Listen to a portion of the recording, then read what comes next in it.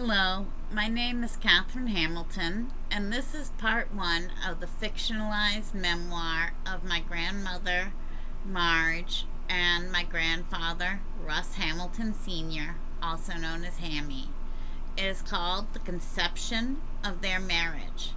It is especially about Margie, who I grew up calling Nanny, and her experience in finding out that she was pregnant with my Aunt Judith in 1935 and not yet married to my grandfather after a 4-year courtship. I have tried to imagine all the trials and tribulations she went through as an unmarried woman in the early 1930s when courtships were long because of the Great Depression, and her mental anguish at being in wedlock, as well as the joy when she and my grandfather agreed to tie the knot. This story, told in 3 parts, would not have been possible without the author Kelly Dumar and her class putting our grandmothers on the page, hosted by T-Lam. Let's join Marge now for the beginning of the story, an entry in her diary when she is almost sure she's pregnant from the physical symptoms in her body. Thank you so much for listening, and I hope you enjoy. The Conception of Their Marriage by Catherine Lee Hamilton. Diary Entry 1, January 23rd, 1935. Dear Diary, I think Hammy's gone and knocked me up. Come on, Marjorie Tooker Schmidt. Pull yourself together, lady. I actually thought it might have been so about 3 weeks ago when I woke up in his arms, his hands cupped familiarly around my breasts, and I yelled and slapped them off. My breasts ached, and I felt so full and swollen and hot in them. It was impossible to imagine that I was not pregnant at that moment. It was 2 weeks after my last menstrual time, almost to the day. That is supposed to be the time when I am most fertile, according to a book I read on my health when I started being sexually active. But Hammy, what to expect on your wedding night? Not quite, but it has been damn useful in learning how and what to do and when. We use condoms when I am likely to be fertile, but nothing is foolproof, I suppose. Russ asked me what was wrong when I yelled about my breasts just throbbing, and I burst into real tears but lied and said I was sorry, that I'd had a terrible nightmare, and would he comfort me. So it wasn't a total surprise that I've well and truly missed my blood time. It has taken a lot of tricks to keep Hammy's hands off my breasts when we make love, and I have only gotten used to the pain. It hasn't gone away. I can only wear old soft brassieres without sighing and having to take off my good ones for the tightness. Fortunately, I know a lot of tricks with Hammy. It's one reason I am so good for him. I know I am.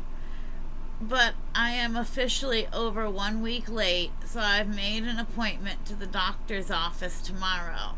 I already know what changes the dead rabbit will show in the Friedman test. Positive changes.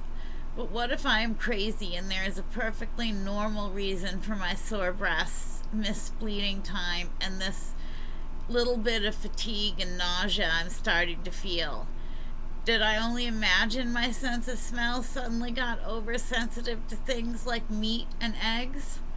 I vowed to Hammy I would quit my Marlboro mild as maize if he married me, but they started making me so sick a couple days ago from the smoke and the smell and the taste. I have been smoking fewer and fewer, and I will have stopped by the time I tell him about this, whatever the outcome. They're not mild enough for me anymore, and oh, sweet Jesus, how can I know but be so scared? No, just that I am pregnant, that Russ will stay with me, that he will stand by me and marry me. I know that this is 1935, not 1835, and no one is pinning a scarlet A on me. We have had the vote almost 20 years, us women. I am a modern lady in New York, not Mississippi. But still, bastard will never be a pretty word, or wedlock, in any part of the world. And life would be so hard on my own with an unplanned child. And if I lost Ross, this child might be orphaned because I fear I would honestly just die of grief. I love Russ Hamilton so much. Hammy is smart, funny, and so good and interested in business. I can't imagine a more perfect man. I want to spend the rest of my life with him and start a family.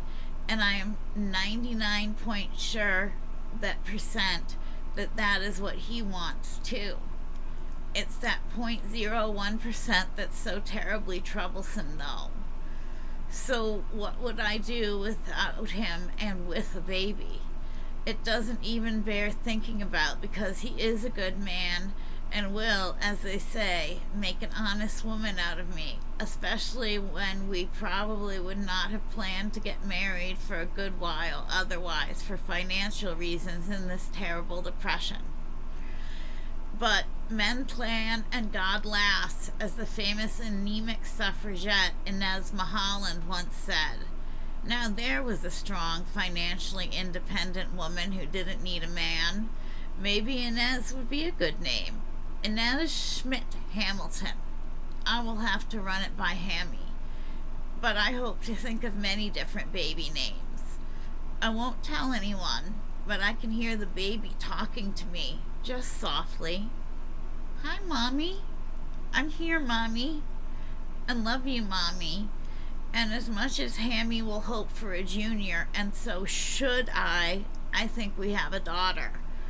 I have loved the name Judith since I was a young girl, dearer to my heart than all other girl names, except maybe Deborah, which I also adore.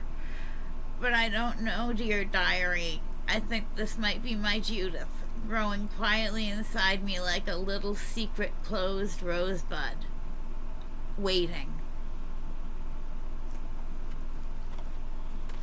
Thank you so much for listening to me and the first part of my story. We'll do another part soon. Enjoy.